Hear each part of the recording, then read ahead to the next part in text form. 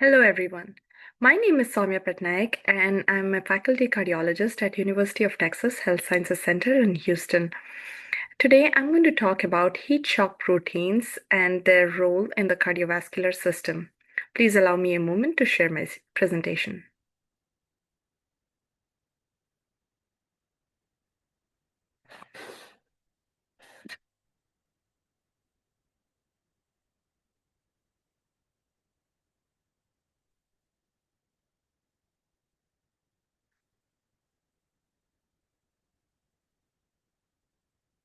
I have no disclosures. In this talk, we are going to discuss the basics of heat shock proteins, the mechanisms, the protective and pathogenic roles, their use as potential biomarkers, therapeutic uses, current gaps of knowledge, and future directions. So, what exactly are heat shock proteins? Stress can trigger some mechanisms of defense that lead to genetic expressions altered in a way that was not expressed under normal conditions. Sudden changes in genotypic expressions lead to synthesis of protein groups called stress-induced proteins or heat shock proteins. These proteins were first described in 1962 by Ritosa in Drosophila as temperature-sensitive proteins. Subsequently, these proteins were found to be ubiquitously present in both plant and animal kingdom, including humans, as a response to different stressors. These proteins are named according to their approximate molecular weight, such as HSP 100, HSP 90, 70, 60, small HSPs, and so forth.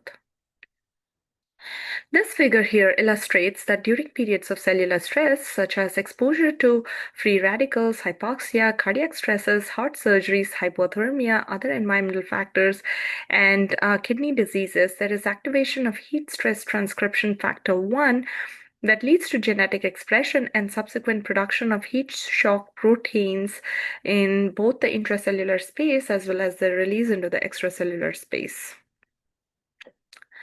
We can think of heat shock proteins in this hub-spoke model where physical and environmental stresses lead to the production of heat shock proteins, which in turn maintain the mitochondrial integrity, play a role in protein folding and refolding, affecting the immunity, the inflammatory pathways in disease and in health, and in neurodegeneration and aging, playing a crucial role in the development, differentiation, apoptosis, autophagy, etc. Now let's move on to mechanisms and pathophysiological role of heat shock proteins in the cardiovascular system. While heat shock proteins in the intracellular space is mostly protective, HSPs in the extracellular spaces are pro-inflammatory. Intracellular heat shock proteins typically have chaperone functions and help in protein folding and unfolding, as depicted in this diagram. And they may have anti-apoptosis effects, scavenging of reactive oxygen species, for example, after ischemia reperfusion injury, as well as stabilizing the cytoskeleton and maintaining the mitochondria. Extracellular heat shock proteins, on the other hand, act as damage-associated molecular patterns or DAMP molecules that bind to toll-like receptors, activating the inflammatory cascade within the cardiac myocytes and may play a role in heart failure progression, particularly heat shock protein 70. Heat shock protein 60 and 27 are released extracellularly after ischemia, reperfusion injury in the myocytes, or after heart surgeries or any major stresses, and mediate cytokine release and myocardial inflammation. We will focus on heat shock protein 70 and 90 briefly to better understand their role in the cardiovascular system. HSP 70 is involved in de novo folding of proteins, prevent protein aggregation, desolubilize and fold aggregated proteins, refold and are involved in the refolding of misfolded proteins to native state, help in protein degradation by ubiquitin proteasome system, as well as chaperone-mediated autophagy if the protein misfolding is not correctable. In ischemia, reperfusion injury, intracellular heat shock protein 70 reduces the reactive oxygen species and apoptosis. In ischemic preconditioning, or in surgical states, or even exercise, there is upregulation of HSP70, and this actually helps with cardioprotective effects. Moving on to HSP90. HSP90 interacts with endothelin nitric oxide synthase by directly binding to the enzyme, activating this enzyme via calcium-dependent and independent mechanisms, phosphorylation of the enzyme, amplifying the nitric oxide synthesis, and by protecting the enzyme from degradation and displacing the inhibitory proteins, overall favoring an increase in nitric oxide production. HSP90 also has a chaperone role and maintains stability of the soluble guanyl cyclase, which is essential for effective nitric oxide cyclic GMP signaling. As a result of all these actions, there is sustained release of nitric oxide, resulting in vascular relaxation, vasodilation, and therefore, HSP90 acts as a master regulator of vascular tone, supporting endothelial health. Now, when the system is disrupted, there may be endothelial dysfunction leading to hypertension and other vascular diseases. HSP90 can act as a potential therapeutic target as well as a biomarker of vascular health. In high glucose environments such as diabetes, there is sequestration of HSP90 leading to endothelial dysfunction. Certain chemotherapeutic agents, such as geldenomycin, may disrupt the HSP90 activity and may cause significant vasoconstriction. This is a table that summarizes the different ways by which HSP90 works. Now let's switch gears and focus on other heat shock protein molecules and their role in cardiovascular conditions. In hypertension, elevated levels of circulating HSP70 are found and in fact may have genetic predisposition.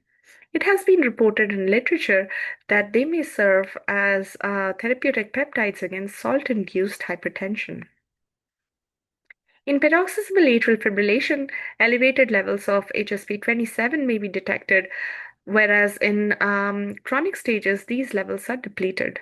HSP60 and 70 overexpression have both been detected in atrial tissue in those with atrial fibrillation.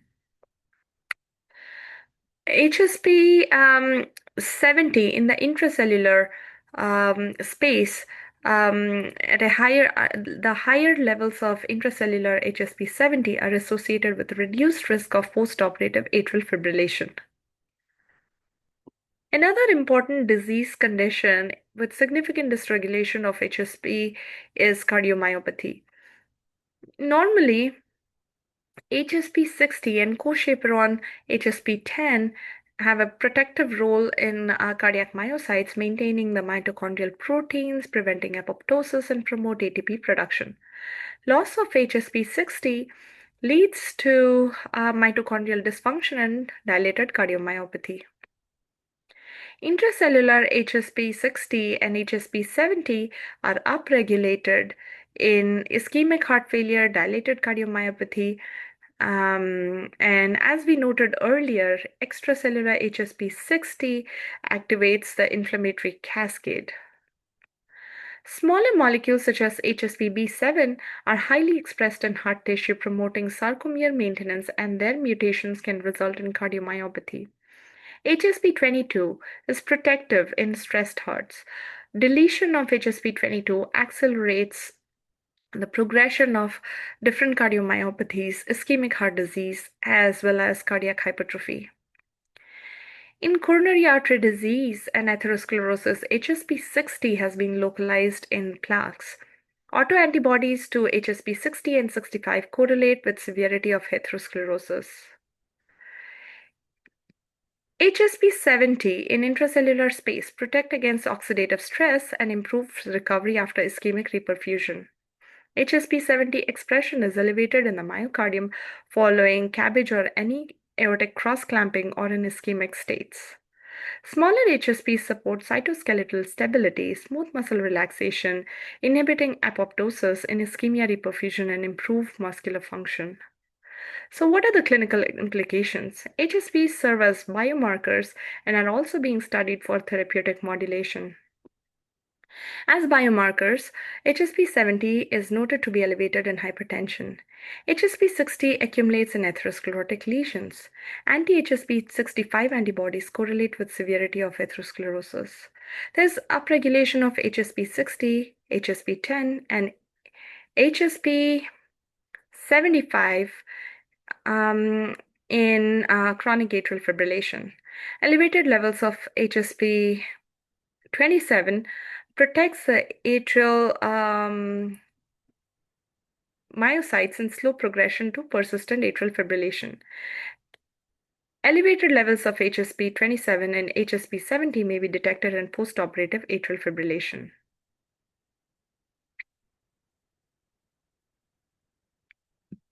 Extracellular HSP70 and HSP27 correlate with higher risk of recurrence in atrial fibrillation after ablation. In congestive heart failure, HSP60 may correlate with disease severity and mortality risk. HSP70 also correlates with disease severity in both stage B and stage C heart failure. HSP27 elevations in heart failure and valvular disease is a marker for disease progression. Let's now discuss the possible therapeutic effects. Potential drugs may act as inducers or inhibitors of HSPs, thereby resulting in the clinical effectiveness. Certain molecules have been identified as inducers of HSP, such as GGAs and statins. In fact, exercise and hyperbaric oxygen have also been shown to reduce the HSP levels. Anti-HSP70 antibodies may reduce hypertrophy or fibrosis. Antibodies or gene therapy targeting HSP70 and HSP60 show preclinical promise in preclinical trials. HSP90 inhibitors may reduce hypertrophy, fibrosis, and ischemic perfusion damage. There is ongoing research on HSP90 inhibitors analogs administered during reperfusion to reduce the infarct size and fibrosis in models of heart transplant and ischemic reperfusion injuries. In mouse models, there is potential for HSP70 antibodies for doxorubicin-induced cardiac dysfunction.